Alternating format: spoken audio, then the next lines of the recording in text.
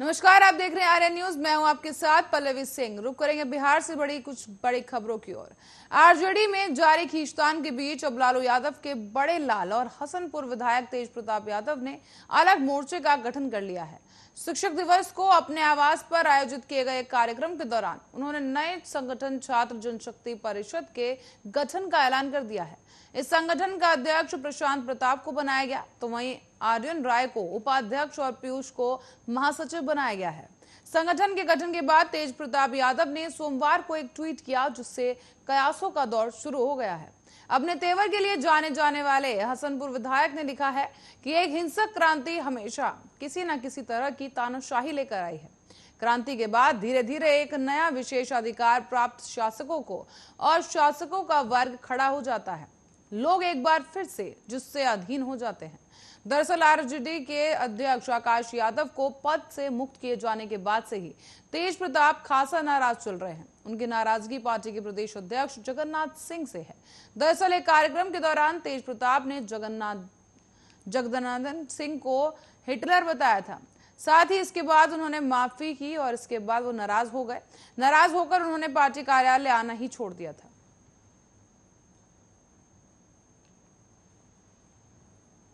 और सीएम नीतीश के जनता दरबार में फरियादियों की लंबी कतार देखने को मिली है। इस दौरान जनता दरबार में सोमवार को पश्चिमी चंपारण के वाल्मीकि नगर से आई हुई एक महिला कुमुद वर्मा ने अपने पति की हुई हत्या के मामले में मुख्यमंत्री नीतीश से कार्रवाई करने को लेकर गुहार लगाई है। उसने कहा है कि उसके पति की हत्या जेडीयू के विधायक रिंकू सिंह ने करवा दी थी। प्राथमिकी भी दर्ज कराई गई, लेकिन पुलिस कार्रवाई नहीं कर रही है। महिला की बात सुनने के बाद मुख्यमंत्री नीतीश कुमार ने इस पूरे मामले को लेकर डीजीपी को इसकी जांच सौंप दी है। इस दौरान महिला कुछ और भी कहना चाहती थी, लेकिन इस पर नीतीश कुमार ने कहा कि जाइए, मामला डीजीपी को सौंप दिया गया है। दरअसल जनता दरबार में शिकायत करने के लिए जो महिला आई थी, उसके पति दयानंद वर्मा की हत्या कर दी गई थी और हत्या पश्चिमी चंपारण के नौरगिया थाने क्षेत्र के सिरिसिया चौक के पास की गई थी। हत्या की जो प्राथमिकी दर्ज कराई गई थी, उसमें यह आरोप लगाया गया था कि उसके पति और शकील मियां के बीच कुछ विवाद हुआ था। इसके बाद इसी साल 14 फरवरी को विधायक रिंकू सिंह समेत अन्य के साथ पहुंचा और पति को गोली मार दी। अस्पताल ले जाया गया, लेकिन पति की तब तक मौत हो चुकी थी। लेकिन इस पूरे मामले में अब तक कोई कार्रवाई नहीं की गई है। और जनता दरबार में सोमवार को पहुंची एक और युवती ने ऐसे गंभीर आरोप लगाए कि सीएम नीतीश कुमार भी थोड़ी देर के लिए सन्न रह गए। अपनी शिकायत लेकर जनता दरबार में पहुंची इस युवती ने कहा है कि उसने एसटीएफ के डीएसपी अमन कुमार पर यह आरोप लगाया था। 5 महीने से वो एफआईआर कराने के लिए आवेदन लेकर घूम रही है। हर जगह आवेदन लिया जाता है, लेकिन प्राथमिकी दर्ज नहीं की जाती। इस दौरान युवती ने डीजीपी पर भी आरोप लगा दिया। मुख्यमंत्री नीतीश कुमार से गुहार लगाने के दौरान इस युवती ने कहा है कि जब कहीं से कोई रास्ता नहीं दिखा तो वो गुहार लगाने के लिए डीजीपी के पास गई। वहां जाने के बाद डीजीपी ने कहा कि लड़कियां पहले अपनी अदा से फंसाती हैं लड़कों को और फिर उनके बाद उस पर आरोप लगाती हैं। युवती ने कहा कि जब डीजीपी ऐसा बोल रहे हैं तो आखिर उसकी कौन सुनेगा।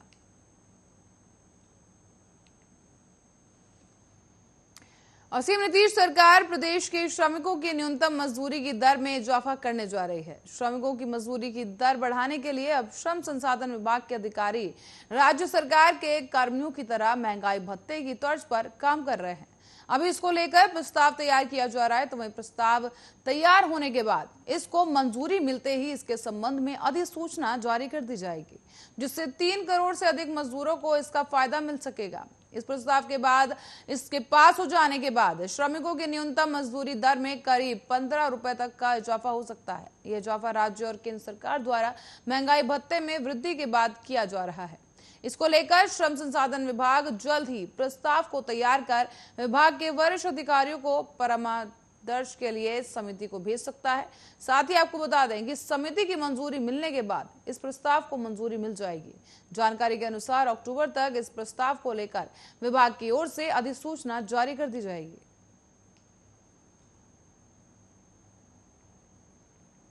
और त्रिस्तरीय पंचायत चुनाव के लिए दूसरे चरण की अधिसूचना सोमवार को जारी कर दी गई है।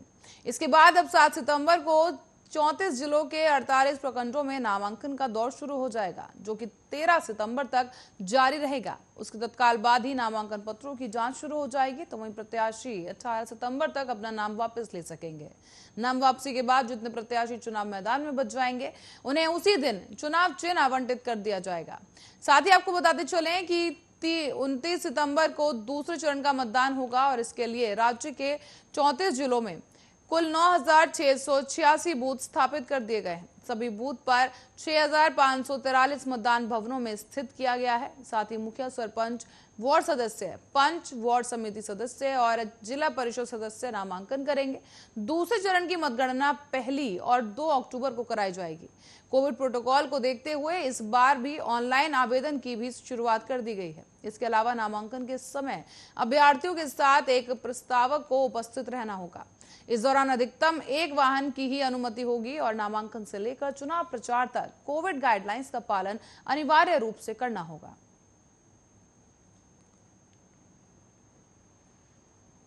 बिहार के पूर्व उप मुख्यमंत्री और नेता प्रतिपक्ष तेजस्वी यादव ने सोमवार को ट्वीट कर किसानों का समर्थन किया।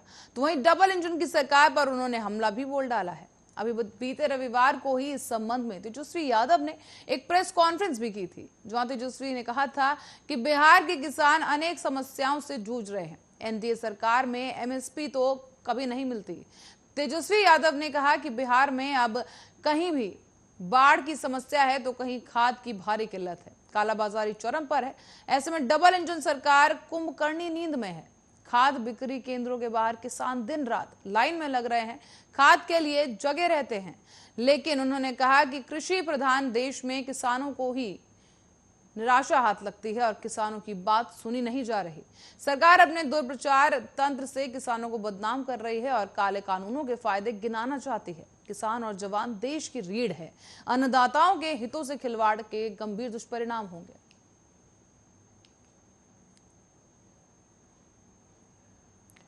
तो हम आपको बता दें कि फससिल थाना क्षेत्र के बरवत गांव में रविवार की देर रात को सेना के एक जवान ने अपनी पत्नी, पड़ोस की एक महिला और एक किशोरी को गोली मार दी है।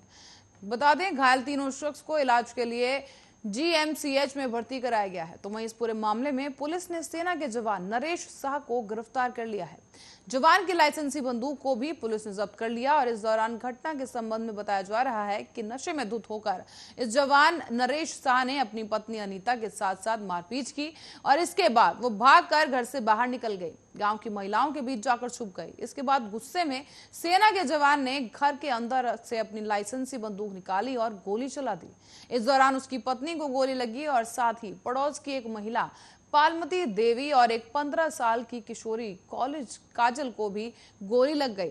इस बीच आपको बता दें कि आर्मी के इस जवान की पत्नी और गांव की महिला को एक एक जगह गोली लगी है, जबकि काजल के दोनों पैरों में गोली लग चुकी है। घटना की सूचना मिलते ही मौके पर पहुंची मुफस्सिल थाने की पुलिस ने सेना के जवान नरेश शाह को गिरफ्तार कर लिया है। बताते चले कि नरेश की पत्नी ने बताया कि वो बराबर उसके साथ मारपीट करता रहता है। रविवार की रात भी शराब के नशे में धुत होकर उसके साथ वो मारपीट ही कर रहा था, जिस दौरान ये पूरा हत्याकांड की कोशिश रची गई।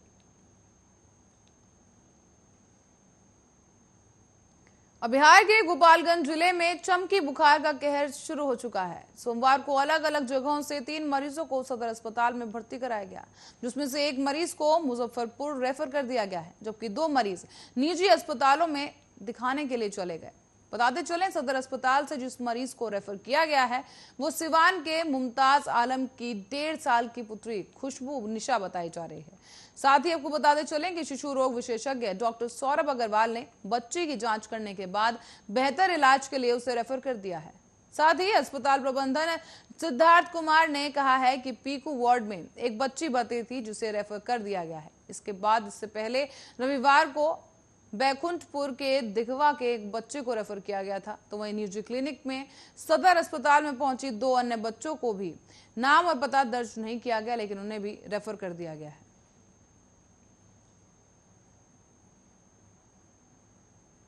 और बिहार के वैशाली जिले में पुलिस ने रविवार को मुर्गा फार्म में संचालित मनी लॉन्ड्रिंग मामले का खुलासा किया है। साथ ही आपको बता दें मनी गन फैक्ट्री का भी पुलिस ने पर्दाफाश किया और छापेमारी के दौरान पुलिस ने हथियार समेत 27 जिंदा कारतूस बरामद कर लिए हैं। इस दौरान मौके से एक शख्स को भी गिरफ्तार किया गया। मामला जिले के भवानपुर थाना क्षेत्र के बहलोलपुर गांव का बताया जा रहा है। जानकारी के अनुसार उस गांव में मुर्गा फार्म के नाम पर मनी गन फैक्ट्री का संचालन किया जा रहा था। ऐसे में स्थानीय थाना पुलिस छापेमारी टीम बनाकर मुर्गा फार्म पर पहुंची और पुलिस को देखकर मुर्गा फार्म में मौजूद लोग वहां से निकलकर भागने लगे। इसी बीच पुलिस ने एक हथियार तस्कर अरविंद उर्फ गुलटेन को गिरफ्तार कर लिया है। वहीं मुर्गा फार्म के अंदर छापेमारी की गई तो मनी गन फैक्ट्री का खुलासा हो गया। ऐसे में पुलिस ने मौके से कई बड़े बड़े राइफल्स, कारतूस और पिस्टल्स को बरामद कर लिया है।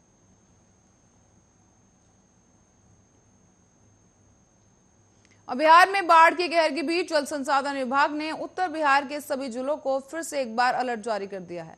विभाग ने मुजफ्फरपुर, गोपालगंज, वैशाली, पूर्वी चंपारण और पश्चिम चंपारण जिलों के तटबंध इलाकों में निगरानी के आदेश भी जारी कर दिए हैं। राज्य कोसी, बागमती, गंडक, गंगा महानदी और उफान पर हैं और इसी के चलते ये सभी नदियां खतरे के निशान से ऊपर बह रही हैं। सोमवार को बाढ़ से हुए नुकसान का आकलन करने के लिए केंद्रीय टीम अब बिहार आएगी। साथ ही आपको बता दें कि बिहार में बाढ़ का कहर लगातार जारी है और उत्तर बिहार के सभी जिलों को जल संसाधन विभाग ने एक बार फिर से अलर्ट जारी कर दिया है। विभाग ने खासकर मुजफ्फरपुर, गोपालगंज, वैशाली, पूर्वी चंपारण और पश्चिमी चंपारण में जिलों में तटबंधों की निगरानी के आदेश जारी किए हैं। अभी भी कई नदियां उफान पर हैं। कोसी, बागमती, गंडक, महानंदा नदी, कमला बलान, बूढ़ी गंडक, गंगा नदी भी कई जगह से खतरे के निशान से ऊपर बह रही है। ऐसे में बिहार के 16 जिलों की 32 लाख से ज्यादा आबादी बाढ़ से प्रभावित है। इस साल बिहार में बाढ़ से करीब 53 लोगों की मौत भी हो चुकी है। और बिहार में रविवार को कोरोना के 8 नए मामले सामने आए हैं। समस्तीपुर में सबसे ज्यादा 3 मामले सामने आए, जबकि पटना में 2, शेखपुरा, वेस्ट चंपारण और रोहतास में एक कोरोना के मामले सामने आए हैं। इसी के साथ ही बिहार में कोरोना के एक्टिव मरीजों की संख्या 64 के पार पहुंच गई है। रविवार को बिहार में 33 जिलों में एक भी मरीज नहीं मिला, जबकि रविवार को जारी किए गए रिपोर्ट के अनुसार 24 घंटों में करीब 1,58,698 लोगों की कोरोना वायरस से जांच की गई है। साथ ही स्वास्थ्य विभाग की रिपोर्ट की माने तो बिहार में अब तक 7,16,033 मरीज कोरोना संक्रमण से ठीक हो चुके हैं। बिहार में अभी तक कुल 4,25,98,514 जांच की जा चुकी हैं और इससे पहले शनिवार को जो रिपोर्ट सामने आई थी उसके अनुसार 11 नए मरीज सामने आए थे। हर दिन 1.5 लाख से ऊपर लोगों की जांच की जा रही है।